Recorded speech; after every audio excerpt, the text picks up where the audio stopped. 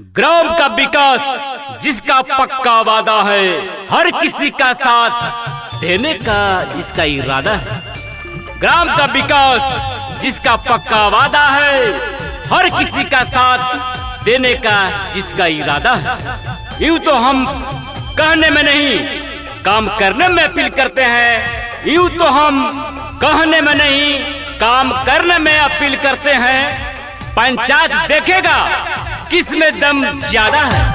आगे माई हमारो नीलम दीदी हती गारी बन के सनवा जी आज सुनले ही दंगावारे पंचायत में बड़ी न के नामा जी बड़ी न कर नामा जी आज सुंदरी न कर कामा जी आज फिर से बनई ह चाची न के मुखिया जी आज सुन ले ही दंगावारे पंचायत में बड़ी न करना मामा जी। जी हाँ, ग्राम पंचायत दंगवार के मुखिया प्रत्याशी महिला उम्मीदवार श्रीमती नीलम देवी योग्य शिक्षित ईमानदार समाज सेवी एवं लोकप्रिय महिला उम्मीदवार श्रीमती नीलम देवी पति समाज सेवी कृष्णा सिंह जिनका चुनाव चिन्ह है गुब्बारा छाप। जी हाँ माताओं बहनों भैया बहनी, जिनका चुनाव चिन्ह है गुब्बारा छाप क्रम संख्या 2 पर मोहर लगाकर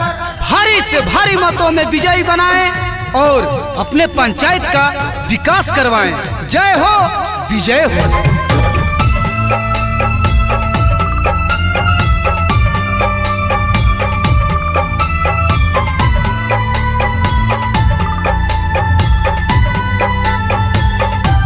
आगे माई APL से BPL दे तुम बनावाई जी आज छूटल बढ़ल नामा सबके दे तुम जुड़ावाई जी दे तुम जुड़ावाई जी आज दे तुम जुड़ावाई जी आज फिर से बनई ह चाची नीलम दीदी के मुखिया जी आज फिर से बनई ह चाचा कृष्ण भैया के मुखिया जी। अजी साथ चाहिए, सहयोग चाहिए, आपका प्यार चाहिए।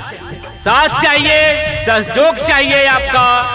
आपके सुख दुख के लिए दोबारा लड़ाई लड़ रही हूँ। बस मुझे सर्वमनी विकास चाहिए आपका।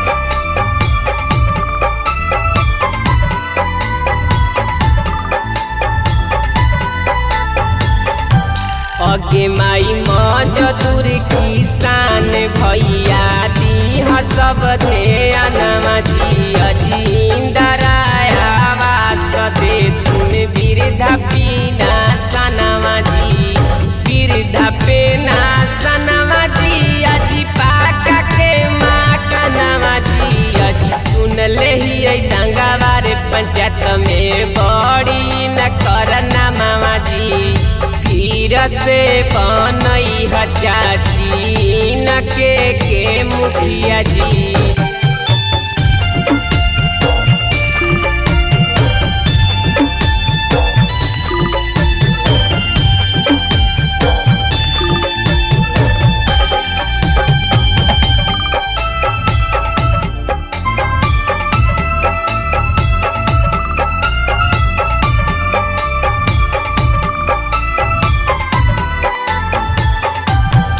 आगे माई दिलवा के साथ हती मानवा के अच्छा जी अजी सब उम्मीदवारवा में नीलम दीदी अच्छा जी नीलम दीदी अच्छा जी आज कृष्ण भैया अच्छा जी आज फिर से बनई ह चाची न के मुखिया जी अजी सुनल ही दंगावारे पंचायत में बड़ी न करना मामा जी।